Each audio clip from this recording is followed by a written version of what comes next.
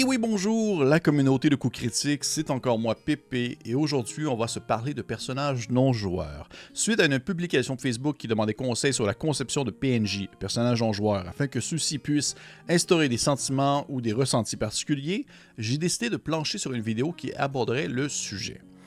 Les personnages non joueurs. Comment les rendre intéressants, comment leur instaurer un concept ou un profil particulier, comment les rendre crédibles dans ce que la meneuse ou le meneur souhaite véhiculer via leur présence, c'est ce que nous allons vérifier ensemble. Il s'agit d'un gros dossier, on va prendre le temps de décortiquer le tout en plusieurs sections. Et on commence ainsi avec la méthode du X mais Y. Il s'agit d'une technique assez rapide et simple, qui ne va pas nécessairement créer un personnage complexe sur le premier coup, mais ça permet de rapidement le concevoir et possiblement le faire grandir avec le temps. Ça va se jouer sur deux axes. Il y a le X, qui représente l'idée générale du personnage dans un aspect précis. C'est le cliché de celui-ci, ce qui paraît dans l'immédiat, ce qu'on voit, l'idée de base qu'on se fait du personnage non-joueur. Y, toutefois, est la particularité ou la partie qui se démarque de X, qui en fait vient un peu contredire sans pour autant l'annuler. Et cette manière de faire, bien, ça peut s'appliquer autant dans les particularités physiques, dans le comportement, dans le mental du personnage non-joueur. On va se donner un exemple comme ça. Un exemple physique pour commencer. L'homme que vous voyez, que vous apercevez devant vous, il marche tranquillement, il est maigre, il est pâle, il semble être aussi fragile qu'une brindille, ça c'est notre X, mais vous reconnaissez dans son regard qu'il possède une volonté de faire qui lui permet de traverser mer et tempête sans broncher. Ça, c'est son Y.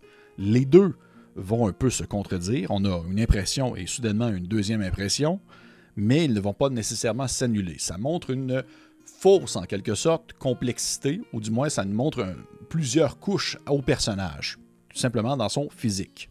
Mais l'exemple aussi peut justement être attribué à un trait de personnalité ou à un compas moral, comme par exemple, le chef de la garde de la ville est très efficace et demeure fidèle aux lois de la cité. Il va vraiment être super bon pour arrêter les criminels, maintenir le tout, mettre les gens en confiance, mais il veut garder à lui seul tout le mérite des prouesses et des réussites de son équipe. C'est quelqu'un de très vantard qui va s'attribuer à lui seul les réussites. Ça montre une certaine complexité. Le personnage n'est pas méchant, il n'est pas un vilain, il ne va pas immédiatement vouloir tuer tout le monde, et ce n'est pas non plus un preux paladin qui n'a aucun défaut ou aucun pli. Il possède ses défauts, il possède ses capacités, il possède son X, mais également son Y.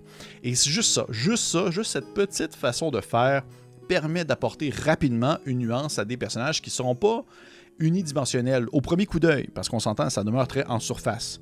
XY, c'est le point de départ d'un personnage, mais ce n'est pas sa totalité. Une fois que vous avez ces éléments visuels ou de motivation, ou du moins dans son comportement, vous pouvez ensuite vous demander pourquoi.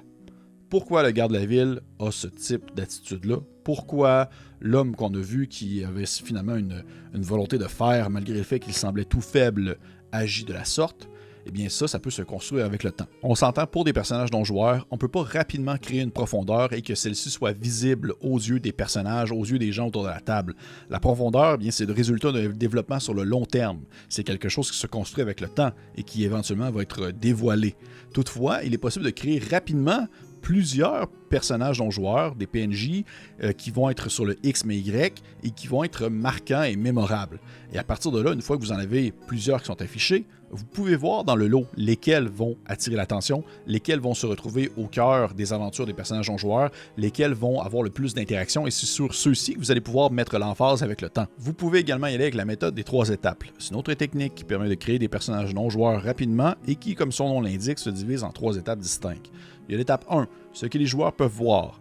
À quoi est-ce que ressemble le personnage non-joueur? Ce qu'il fait au moment où il rencontre les personnages. L'étape 2, ce qu'il faut dépeindre, ce que le personnage non-joueur fait dans la vie, c'est quoi sa personnalité. Et étape 3, à quoi il sert? Pourquoi est-ce qu'il est là? Comment est-ce qu'il fait progresser l'histoire? Est-ce qu'il est accroché à l'aventure? Est-ce que c'est le grand méchant? Est-ce qu'au contraire, c'est le plus grand allié que les personnages ne vont jamais avoir? Pourquoi est-ce qu'on l'a créé? Et bien que ces 3 éléments semblent très simples, juste ensemble, ça permet de construire un personnage non-joueur qui est, au premier coup d'œil et sur les premières lignes, complet et qu'on peut par la suite approfondir avec le temps.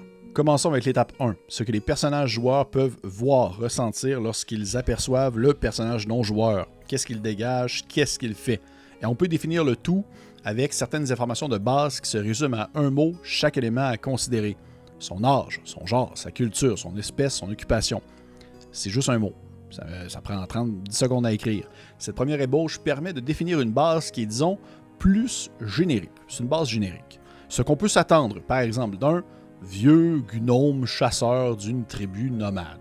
Et une fois qu'on a bien défini la base, eh bien, on peut ainsi instaurer des détails qu'on peut voir de lui, mais qui détonnent de ce qui est la norme, de ce qu'il représente. Qu'est-ce qui dégage de plus que ce qu'il est de base? Je rappelle, c'est un vieux gnome chasseur d'une tribu nomade. Maintenant, ce qu'il détonne, il lui manque un œil, c'est déjà un élément. Il y a une grosse cicatrice, là. Il y a un œil qui est arraché. Il possède un gros serpent du désert de compagnie sur sa tête, qui est enroulé sur sa tête. Et il porte dans son dos un gros couteau qui a dû appartenir à une créature beaucoup plus grande que lui. Et voilà, ça m'a pris un gros maximum d'1 minute à concevoir et j'ai pas encore trouvé d'explication au quoi, comment, pourquoi de ce qu'il affiche, mais c'est pas plus grave que ça pour l'instant. Et juste ça, je le trouve déjà mémorable, ce vieux gnome d'une tribu nomade avec un serpent enroulé autour de la tête qui a de l'air un peu comme... il manque un œil puis un gros couteau dans le dos. Deuxième étape, comment jouer le personnage non-joueur en soi? Quelle personnalité est-ce qu'on va donner au vieux gnome chasseur? Il y a plusieurs façons qui peuvent être utilisées. Il ne s'agit pas non plus d'une capsule en fait que je fais pour l'interpréter. Je ne vais pas parler de l'interprétation et du jeu d'acteur.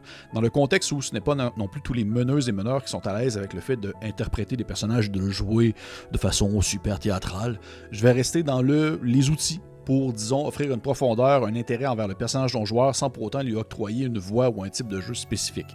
Et il y a plusieurs choses ainsi intéressantes qu'on peut faire, qu'on peut mentionner. Parmi lesquelles, par exemple, en rafale, un tic visuel. Il claque la langue, il tape du pied, un trait. Il est méfiant, il est suspicieux, une allégeance. Avec qui il travaille, vers qui il se tourne sur la loyauté. Bien, dans ce cas-ci, son clan. Ses motivations, ses rêves, ses objectifs. Il souhaite que son clan demeure fort et prospère. Jalousie ou peur. Il a peur des esprits qui murmurent dans le désert la nuit. Et une intrigue secondaire. Il aimerait beaucoup mettre à mort une bête légendaire qui vit dans le désert. Centre d'intérêt, connaissances et expérience. Bien que ce soit un chasseur, il adore les jeux de stratégie comme les dames ou une forme différente des échecs, on va dire. Et secret, bien sûr, toujours intéressant, un secret, il est malade, il va éventuellement mourir d'un mal qui le ronge de l'intérieur. Bien entendu, vous n'êtes pas obligé de tout utiliser, ce que je viens de mentionner pour chaque personnage non-joueur, mais 2-3 de ces éléments permettent d'ajouter une couche supplémentaire. On a ainsi des nouvelles informations qui permettent de définir notre personnage non-joueur, ce fameux vieux gnome du désert avec un serpent autour de la tête qui rêve de se battre contre une créature légendaire. Des informations que les personnages n'ont pas immédiatement accès. Ils ne le savent pas, là, tout ce que je viens de dire et ce que j'ai inventé en dedans de 30 secondes, mais ils peuvent le découvrir à force de parler avec le vieux gnome.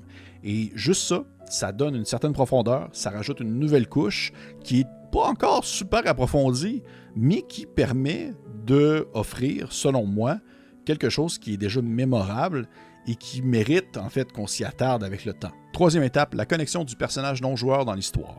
Pourquoi le PNJ est dans la vie des personnages? Pourquoi lui donner une certaine profondeur si ce n'est que pour le faire disparaître prochainement?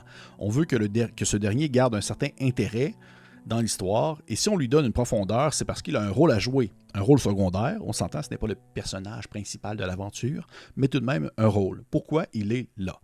Dans l'exemple de ce fameux vieux gnome du désert d'une tribu nomade avec un serpent autour de la tête, ça peut être aussi simple que d'être le guide engagé par les personnages pour les faire traverser d'un point du désert jusqu'à la prochaine ville. Et juste en l'engageant, juste en utilisant le personnage non-joueur comme guide, on n'a pas besoin d'avoir convenu ou mis à l'écrit tout ce qui fut mentionné précédemment, tout ce que j'ai inventé en dedans de 30 secondes. Sa connexion avec les personnages et le point de départ, c'est « je suis là ». Je vais vous guider d'un point A à un point B, et on peut prendre le temps de développer, d'approfondir ce dernier, mais on a quand même un parachute de secours, on a quand même les informations en soi qui sont, certes, de surface. Je veux me battre contre une créature légendaire, je veux que ma tribu aille bien, j'ai un serpent autour de la tête, mais tout ça, ça demeure que c'est quand même des informations qu'on peut éventuellement partager et approfondir. Et juste ça, je suis sûr et certain que ça peut faire la différence pour vous, j'en suis persuadé, si jamais c'est bien sûr le type d'outil que vous voulez mettre de l'avant. Le piège, par contre, de ce que je viens de vous présenter, que ce soit la méthode X mais Y ou la technique en 3 étapes, c'est qu'il ne s'agit pas d'une histoire racontée. Hein, on s'entend, c'est pas un roman que vous écrivez. C'est une aventure qui est vécue et partagée entre plusieurs individus. Le meneur ou la meneuse n'est pas l'unique décidant des chemins à prendre dans l'histoire. Ainsi, il est tout à fait possible qu'un personnage non-joueur n'accroche absolument pas au groupe. Mon personnage, mon gnome, là, ça se peut que genre, je le mette de l'avant. Je suis vraiment content à quoi il ressemble, mais que ça ne marche pas. Les personnages font juste comme « je le pousse ». C'est pourquoi les deux techniques présentées ici, c'est pour du premier niveau. C'est une première couche pour, disons, créer rapidement quelque chose qui peut être intéressant sans qu'on y accorde trop d'importance pour le moment. Mais pour qu'éventuellement un personnage non-joueur puisse intéresser les personnages, il faut, selon moi, introduire des PNJ à presque chaque session. Un nouveau personnage, un nouveau PNJ à chaque session. Pourquoi? Eh bien, pour continuellement lancer des lignes à l'eau. Lancer des lignes aux personnages, des joueurs et des joueuses pour voir laquelle va accrocher et créer lentement mais sûrement une banque de PNJ dans laquelle vous pouvez piger. Éventuellement, ça va accrocher, mais ça ne va pas nécessairement accrocher sur celle que vous voulez. Et un nouveau personnage, un nouveau PNJ à chaque session, ça peut être aussi simple que « Allô, je suis Gary, le vendeur de pommes qui apprécie beaucoup porter des beaux chapeaux. » Juste ça. Il est là, il existe. Il n'a pas besoin d'être plus que ça pour l'instant. Et vous, en tant que meneuse ou meneur, vous allez découvrir si Gary, qui est un drôle d'individu, est-ce qu'il va attirer des personnages? Si oui, OK. On peut commencer à penser plus en profondeur sur qui est Gary, ce qu'il fait. Est-ce que Gary est un grand méchant finalement? Sinon, si ça ne croche pas, Gary ne cesse pas d'exister pour autant, mais il n'a pas besoin d'être plus approfondi non plus. Il est juste là. Vous devez lancer plusieurs lignes à l'eau, justement, avant de voir laquelle de ces lignes va mordre. Et j'ai vécu ça dans mes propres parties aussi. Des personnages non-joueurs que je considérais vraiment cool, qui ont été introduits rapidement et qui ont quitté l'aventure aussi rapidement, soit parce qu'ils sont morts, soit parce qu'ils sont tout simplement ils ont été faire autre chose, ils ont d'autres objectifs. Je pense avoir introduit un personnage non-joueur à presque chaque partie de la campagne de Bélien qu'on a fait, la première campagne sur la chaîne, et j'ai maintenu ma poigne sur ceux et celles que je savais que ça allait marquer les personnages, comme par exemple Grimblanc. Pour ceux qui n'ont pas écouté la campagne, c'est un tricrine, une race qui ressemble à des grosses fourmis. Grimblanc n'était pas du tout important au début. Zéro pin bar. Grimblanc, ça tenait sur une ligne, son concept. Et avec le temps, parce que les personnages se sont accrochés, on l'approfondit, je l'ai approfondi, j'ai rebondi sur des idées que les joueurs ont mentionnées de vive voix sans vraiment savoir si c'était la vérité ou non à propos de Grimblanc, et ça a donné un personnage non-joueur mémorable qui est resté dans la partie jusqu'à la fin. Et au final, c'est à ça qu'ils servent, les personnages non-joueurs. Ils servent à faire avancer l'aventure qu'on vit ensemble. Et c'est ce qui conclut en fait cette première partie de créer des personnages non-joueurs mémorables. Et je voulais encore une fois scinder le tout en deux, puisque c'est justement, comme je l'ai mentionné au tout début, c'est un gros dossier et il y a beaucoup de choses à dire. Et dans la seconde partie, je vais plutôt aborder le concept des vilains. Comment créer un vilain mémorable. Et encore une fois, je ne vais pas non plus y aller avec créer un vilain qui est nécessairement intéressant et profond, avec un gros backstory, une grosse histoire, une origine complexe sur le coup. Non, je vais rester focusé quand même sur des vilains, le concept d'un vilain qui va rapidement accrocher aux joueurs. Un vilain qui va être mémorable sur le coup, dans l'immédiat, sans nécessairement y aller trop en profondeur, bien que ça soit pertinent avec le temps, mais je parle vraiment sur les premières impressions. Je serais curieux de savoir vos retours, vos avis, vos commentaires, comment est-ce que vous avez trouvé ça, est-ce que c'était intéressant, est-ce que c'était pertinent, est-ce que vous avez appris des choses, est-ce que vous allez le mettre en pratique, dites-moi tout. Si ce n'est pas fait, un petit commentaire, un petit abonnement, pouce vers le haut, et pour les autres, on se dit à la prochaine.